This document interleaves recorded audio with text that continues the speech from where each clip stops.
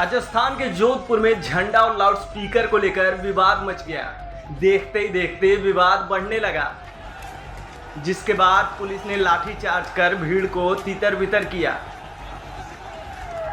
लेकिन मंगलवार की सुबह से फिर पथराव होने लगा, जिसके बाद पुलिस ने दोबारा लाठीचार्ज कर हालात को काबू में करने की कोशिश की। पथराव के बाद इलाके में इंटरनेट सेवा सस्पेंड कर दी गई। दरअसल जोधपुर के जालोरी गेट चौराहा पर मौजूद स्वतंत्रता सेनानी बाल मुकुंद बिस्सा की मूर्ति पर झंडा लगाने और सर्किल पर ईद से जुड़े बैनर लगाने को लेकर विवाद शुरू हो गया, जिसके बाद चौराहे तक लाउडस्पीकर लगाने को लेकर नाराज लोगों का हुजूम जमा हो गया। इसके बाद दो समुदायों के बीच झड़प हो गई और पुलिस सुरक्षा में ईद की नमाज अदा की गई। बता दें कि जोधपुर में 3 दिवसीय परशुराम जयंती उत्सव भी चल रहा है, जिसको लेकर दोनों समुदाय की ओर से धार्मिक झंडे लगाए गए। इस वजह से ये विवाद संघर्ष में बदल गया। मामला इतना बढ़ा कि भीड़ को हटाने के लिए पुलिस कर्मियों को बल का प्रयोग करना पड़ा। स्थानीय इलाके में पुलिस चौकी पर भी हमले की खबरें आई हैं। अभी भी जोधपुर में स्थिति तनावपूर्ण बनी हुई है। समाचार एजेंसी पीटीआई ने बताया कि मंगलवार तड़के पथराव में कम से कम 4 पुलिसकर्मी घायल हो गए। पुलिस नियंत्रण कक्ष के एक अधिकारी ने एजेंसी को बताया कि पथराव में 40 पुलिसकर्मियों के घायल होने की सूचना है। स्थिति को नियंत्रित करने के लिए इलाके में भारी पुलिस फोर्स की तैनाती की गई है।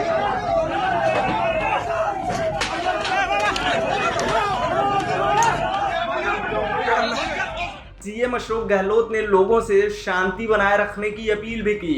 प्रदेश के मुखिया अशोक गहलोत ने एक ट्वीट में कहा कि जोधपुर मारवाड़ की प्रेम और भाईचारे की परंपरा का सम्मान करते हुए मैं सभी पक्षों से शांति बनाए रखने की अपील करता हूं। जोधपुर में जो तनाव पैदा हुआ है कल देर रात से, वो बहुत ही दुर्भाग्यपूर्ण है और मैं समझता हूं कि हमारी राजस्थान की और मारवाड़ की परंपरा रही है। सभी समाज के, सभी धर्मों के लोग हमेशा हर त्योहारों के अंदर भी प्रेम से, भाईचारे से रहते आए हैं। मैं अपील करना चाहूंगा कि तमाम लोग शांति बनाए रखें और तनाव समाप्त करें, क्योंकि ये तनाव हिंसा का माहौल हित में नहीं है जोधपुर वासियों के भी।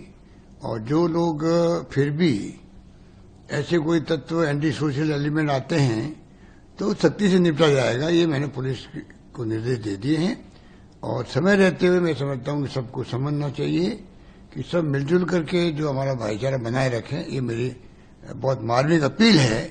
जो मैंने सुना है कि वहां पर कुछ लोगों ने और कुछ नेताओं को मैं अपील करना चाहूंगा, चाहे कोई राजनीतिक पार्टी नेता हो, कि जो राजनीति में कार्यकर्ता है या नेता है, जनप्रतिनिधि है किसी पार्टी का हो, पहला उसका धर्म होता है कि कैसे वो अपनी पार्टी के लोगों को, अपने मिलने वाले लोगों को, सबको संदेश करे कि किसी भी कीमत पर झगड़ा नहीं होना चाहिए, हिंसा नहीं होना चाहिए। और मुझे उम्मीद है कि इस परंपरा का निर्वहन करने के लिए तमाम पार्टी के लोग एकजुट रहेंगे। ये मैं उनसे अपील करना चाहूंगा। हिंसक झड़प के बीच ईदगाह रोड पर फिर से लोग एक साथ इकट्ठा होने लगे और पुलिस पर पथराव किया। पुलिस ने फिर से आंसू गैस के गोले छोड़े। बहरहाल मौके पर तनाव अभी जारी है। मौके पर आरएसी की भी तैनाती कर दी गई। वहीं डीसीपी ईस्ट और वेस्ट भी घटना स्थल पर मौजूद हैं। फिलहाल इलाके में तनावपूर्ण स्थिति बनी हुई है, जिस पर काबू पाने की कोशिश है। आज देश भर में ईद उल फित्र यानी ईद का त्योहार मनाया जा रहा है। एक दूसरे को लोग मुबारकबाद पेश कर रहे हैं, गले लगाकर एक दूसरे को ईद की बधाई दे रहे हैं। 1 महीने की इबादत के बाद आई मीठी ईद पर सुबह से ही पूरे देश में रौनक देखने को मिल रही है। सुबह से ही मस्जिदों में नमाज पढ़ने के लिए उमड़ रहे हैं लोग। देश भर में मस्जिदों में लोग नमाज पढ़ने के लिए पहुंचे हैं। दिल्ली की जामा मस्जिद में बड़ी संख्या में लोगों ने आकर नमाज अदा की। जामा मस्जिद में सुबह 6 बजे ईद की नमाज अदा की गई। देखिए आज दिल्ली के जामा मस्जिद से आई नमाज अदा करने की ये तस्वीरें।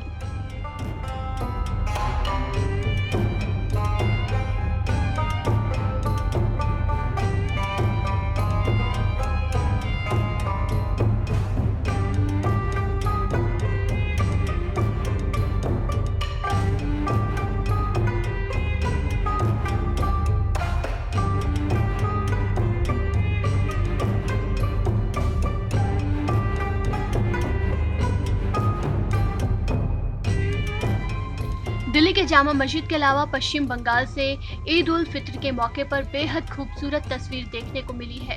कोलकाता की रेड रोड पर बारिश के बीच भारी संख्या में श्रद्धालुओं ने नमाज अदा की। अकीदतमंदों ने अमन चैन की दुआएं मांगी। लोगों ने एक दूसरे को गले लगाकर भाईचारे का संदेश दिया और ईद की बधाई दी।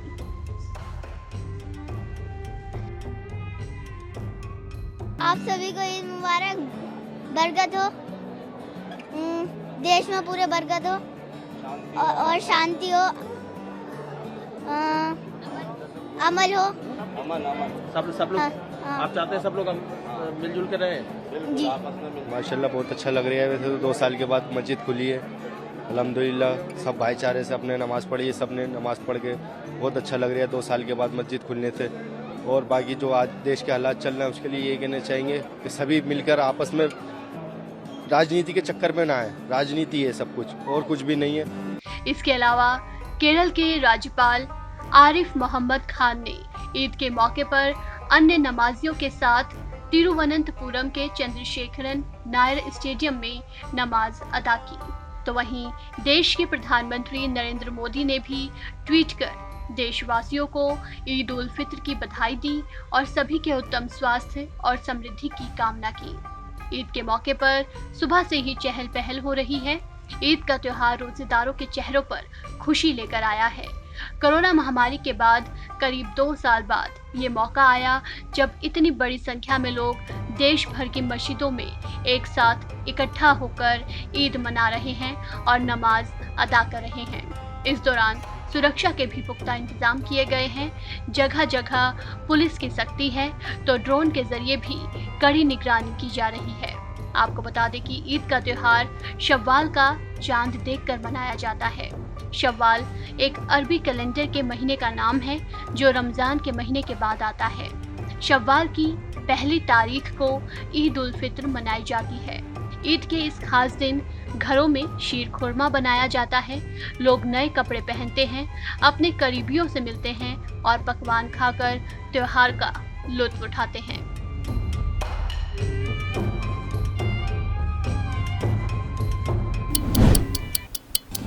ईद के मौके पर पश्चिम बंगाल की मुख्यमंत्री ममता बनर्जी ने लोगों को संबोधित किया। इस दौरान उन्होंने केंद्र सरकार पर जमकर हमला बोला। उन्होंने कहा कि देश की स्थिति ठीक नहीं है। सीएम ममता बनर्जी ने कहा कि अच्छे दिन आएंगे लेकिन ये झूठे वाले अच्छे दिन नहीं होंगे। सबको एक साथ में रहना है, एक साथ में काम करना है। जो लोग हिंदू मुसलमान को अलग करने की बात करते हैं उनकी बात मत सुनिए। बता दें कि कोलकाता के रेड रोड पर लोगों को संबोधित करते हुए ममता बनर्जी ने कहा कि देश में आइसोलेशन की राजनीति चल रही है और 2 समुदायों को लड़ाया जा रहा। सुनिए और क्या कुछ कहा उन्होंने। आप लोगों का अच्छा दिन आएगा और झूठा अच्छा दिन नहीं, झूठा अच्छा दिन का बात नहीं है। हम चाहते हैं अच्छे दिन सच्चे दिन के साथ में ले आए, अच्छे दिन सबको साथ में ले आए, सबको एक साथ में रहना है, एक साथ में काम करना है। और कोई आदमी जाके आउट ऑफ जिला की झूठा बात करते हैं आप लोगों को, कम्युनिटी को टुकड़ा करने के लिए, हिंदू मुसलमान को टुकड़ा करने के लिए। कभी मत सुनिए। हमको बहुत गाली देता है लोग, बहुत बड़ा बात करते हैं, हम उसको जुल्म कहते हैं, लेकिन आपको बात हम उसको नहीं सुनता है। ये जो कामयाबी, ये जो लड़ने का शक्ति, ये आप लोगों ने मेरे को दिया है। ये इंसान का शक्ति है, इंसाफ का शक्ति है, आमन का है, खुदा का है। इसी के लिए मैं कहना चाहूंगी, खुद ही को कर गुलाम जितना कि हर तकदीर से पहले खुदा बंदे से खुशबू से बताते भी राजा क्या है। अच्छा रहिए, शान रहिए। আমি বাংলা থেকে और विश्व भर सबको बांग्ला का ओर से ईद मुबारक कहना चाहूंगी। पूरा विश्व में शांति रहे और पूरा विश्व देखे कि बंगाल में जैसे यूनिटी है और कोई जगह में हिंदुस्तान में नहीं है। इसी के लिए वो लोग जलते हैं, जितना जलते हैं उतना जितना जलते हैं वो बेइज्जती करते हैं, लेकिन वो हमको बहुत बेइज्जत किया है, बहुत बेइज्जती करते भी है। आने वाला दिन करेंगे भी, करने दो। हम डरते नहीं हैं, हम डरपुक नहीं है, हम काफिर नहीं है, हम लड़ते हैं, हम लड़ना जानते हैं।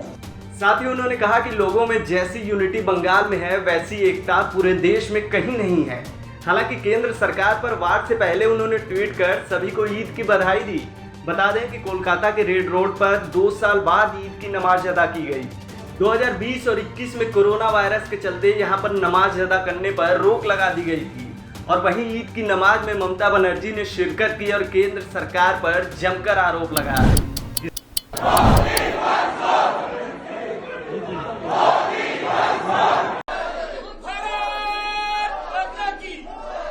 प्रधानमंत्री नरेंद्र मोदी अपनी 3 देशों की यात्रा पर हैं। इस दौरान उन्होंने अपने बेहद व्यस्त शेड्यूल में से भी वहां रह रहे भारतवंशी लोगों से मिलने का समय निकाला। इस दौरान पीएम मोदी ने भारतीय मूल के लोगों के एक कार्यक्रम में शिरकत भी की। कार्यक्रम को संबोधित करते हुए उन्होंने भारत के बदलते स्वरूप का जिक्र किया। उन्होंने बताया कि कैसे कुछ वर्षों में ही भारत की तस्वीर बदल उठी है। इस दौरान वहां मौजूद लोग भी बेहद उत्साहित नजर आए। पीएम ने कहा कि आज भारत में गुड गवर्नेंस की ही मिसाल है कि यहाँ केंद्र और राज्य सरकारें कुल मिलाकर 10,000 से ज्यादा ऑनलाइन सेवाएं उपलब्ध करवा रही हैं। साथियों, आज भारत में गवर्नेंस में टेक्नोलॉजी का जिस तरह इंक्लूजन किया जा रहा है, वो नए भारत की नई पॉलिटिकल विल भी दिखाता है और डेमोक्रेसी की डिलीवरी क्षमता का भी प्रमाण है। आज केंद्र, राज्य और लोकल सरकारों की लगभग, ये भी आंकड़ा थोड़ा अजूबा, आज आपके लिए अजूबा होगा, केंद्र सरकार, राज्य सरकार और लोकल सेल्फ गवर्नमेंट, इनकी करीब करीब 10,000 सेवाएं, 10,000 सर्विसेज ऑनलाइन उपलब्ध है। प्रधानमंत्री मोदी ने बताया कि देश में आज व्यवस्था में पारदर्शिता है। सेवाओं के हकदार लोगों तक उनका पैसा सीधे बैंक खातों के जरिए उन तक पहुंच रहा है। इस दौरान उन्होंने कांग्रेस को भी निशाने पर लिया। राजीव गांधी सरकार के वक्त उनके एक बयान पर व्यंग कसते हुए पीएम मोदी ने कहा कि वो न जाने कौन सा पंजा था जो 1 रुपए में से 85 पैसे घिस लिया करता था। सब कुछ अब डायरेक्ट बैंक अकाउंट में ट्रांसफर होते हैं। अब किसी प्रधानमंत्री को ये कहना नहीं पड़ेगा कि मैं दिल्ली से 1 रुपया भेजता हूं और 15 पैसा पहुंचते हैं। वो कौन सा पंजा था,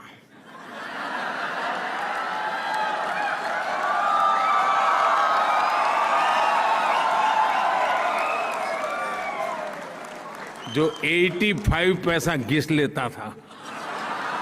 भारत में जनता तक पहुंचने वाली सहायता का जिक्र करते हुए प्रधानमंत्री मोदी ने बताया कि देश में डीबीटी के जरिए इन्हीं कुछ वर्षों में 22 लाख करोड़ रुपए से ज्यादा लोगों के खाते में पहुंच चुका है। पिछले 7-8 साल में भारत सरकार ने डीबीटी, डायरेक्ट बेनिफिट ट्रांसफर, सीधा एक क्लिक किया, जो हकदार है उसके खाते में पैसे चले गए।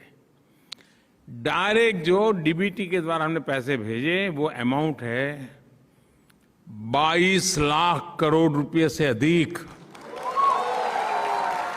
बीजेपी शासन में आए बड़े बदलावों का जिक्र करते हुए उन्होंने अनुच्छेद 370 के खात्मे, सस्ता data, new startup, local for vocal, खाद्य उत्पाद में वृद्धि के साथ साथ छोटे शहरों को भी हवाई रूट से जोड़े जाने और मेट्रो कनेक्टिविटी बेहतर होते जाने का भी जिक्र किया। जर्मनी के बर्लिन में प्रधानमंत्री मोदी के संबोधन को सुनने के लिए बड़ी संख्या में लोग पहुंचे हुए थे। इस दौरान उनका उत्साह देखते ही बन रहा था। बहुत आनंद हुआ है प्रधानमंत्री जी का भाषण सुनते हुए। हम लोग यहाँ बैठकर, जर्मनी में बैठकर टीवी चैनल पर चर्चाएं देखते हैं, काफी सारे उपक्रम जो मोदी की सरकार चला रही है वो देखते हैं, लेकिन आज जब उनके मुख से हमको सब सुनने के मिला, जो अलग अलग योजनाएं भारत सरकार सारे देशवासियों के लिए इम्प्लीमेंट कर रही है, उसको सुनते हुए हम लोगों को यहाँ जर्मनी में भी बहुत आनंद हुआ है। हम लोग बहुत खुश हैं। आज हमारा आज भाग्य है कि हम यहाँ आ सके और मोदी जी का इस भाषण को हम स्वयं यहाँ आकर सुन सके। हम भले ही जर्मनी में रहते हैं, फिर भी हमको ऐसा लगता है कि हम लोगों को प्राउड फील हो रहा है कि to be Indian. To be Indian कहने में हमको बहुत प्राउड है कि हम लोग यहाँ पे रह के भी हम मोदी जी को सपोर्ट कर पाते, और हमारी फैमिली को भी बोलते हैं हम लोग कि आपको मोदी जी को सपोर्ट करना चाहिए। और बेसिकली माय फैमिली से माय फैमिली में सब लोग मोदी जी को ही चाहते हैं। गौरतलब है कि प्रधानमंत्री मोदी यूरोप में अपनी 3 देशों की यात्रा पर हैं, जो आपसी समन्वय के साथ साथ उन देशों के साथ सहयोग बढ़ाने के लिहाज से भी बेहद महत्वपूर्ण है। कोरोना से लापरवाही का अंजाम क्या होता है ये तो पूरी दुनिया देख चुकी है, लेकिन फिर भी लोग लापरवाही बरतने से बाज नहीं आ रहे हैं। नतीजा ये है कि देश में कोरोना वापस लौट आया है। कोरोना की बढ़ती रफ्तार देश में चौथी लहर का संकेत दे रही है। कई राज्यों में कोरोना केस तेजी से बढ़ रहे हैं, लेकिन कई दिनों से रोजाना कोरोना के 3000 के पार जाने वाले मामलों पर आज जरूर ब्रेक लग गया है। आज कोरोना के मामले 3000 से कम दर्ज हुए हैं, लेकिन इसका ये मतलब नहीं कि खतरा टल गया है। बता दें कि स्वास्थ्य मंत्रालय रोजाना कोरोना के आंकड़े शेयर करता है। उसी के मुताबिक रोजाना हम भी आपको कोरोना अपडेट देते हैं। कोरोना अपडेट में हम आपको रोजाना ये जानकारी देते हैं कि देश में कितने नए मामले दर्ज किए गए, कितनी मौतें हुई, कितनी वैक्सीन लगाई गई, कितने टेस्ट किए गए, कितने मरीज ठीक हुए हैं और देश के अलग अलग राज्यों में कोरोना का क्या हाल है। तो शुरू करते हैं आज का अपडेट। कोरोना के नए मामले पिछले 24 घंटे में 2568 आए हैं। ये कल के मुकाबले 18.6% कम नए मामले हैं। कल 3157 कोरोना के केस दर्ज किए गए थे। इसके साथ ही देश में कुल कोविड संक्रमितों की संख्या बढ़कर अब 4,30,84,913 हो गई है। राहत की बात यह है कि कई दिनों बाद एक्टिव मामलों में भी कमी देखने को मिली है। बीते 24 घंटे में कोरोना से 2,911 मरीज ठीक हुए हैं। एक्टिव केस घटकर अब 19,137 हो गए हैं। हालांकि ये बेहद मामूली अंतर है। इसके साथ ही अब तक देश भर में कुल 4,25,41,887 लोग इस महामारी को मात दे चुके हैं। कोरोना से बीते 24 घंटे में 24 मरीजों की जान गई है, जबकि सोमवार को ये आंकड़ा 26 था। यानी कि मौत के मामले में भी कम आंकड़े सामने आए हैं। कोरोना से देश में अब तक कुल 5,23,889 लोगों की जान जा चुकी है। स्वास्थ्य मंत्रालय के मुताबिक अब तक वैक्सीन की कुल 189,41,68,295 करोड़ डोज लोगों को दी जा चुकी है। बीते दिन 16,23,795 डोज लोगों को लगी है। और अगर राज्यों के ताजा आंकड़ों पर नजर डालें तो सबसे ज्यादा केस दिल्ली से ही सामने आ रहे हैं। सोमवार को जारी हेल्थ बुलेटिन के मुताबिक दिल्ली में 1076 नए मामले सामने आए हैं और अब दिल्ली में कुल एक्टिव केस 5,744 हो गए हैं। बात करें मुंबई की तो मुंबई में बीते 24 घंटों में कोरोना के 56 नए मामले सामने आए हैं। और अगर पूरे महाराष्ट्र की बात करें तो कुल 92 संक्रमित मरीज मिले हैं। स्वास्थ्य विशेषज्ञों की माने तो इस बार महाराष्ट्र की बजाय दिल्ली कोरोना का हॉटस्पॉट बनता जा रहा है। वहीं अन्य राज्यों की बात करें तो हरियाणा में 439 केस सामने आए हैं, केरल में 250 केस सामने आए, उत्तर प्रदेश में 193 केस आए और कर्नाटक में 111 नए मामले सामने आए हैं। नए कोरोना मामलों में से 80.58% इन 5 प्रदेशों से ही सामने आए हैं। इस खबर में फिलहाल इतना ही। तमाम अपडेट्स के लिए बने रहिए वन इंडिया के साथ।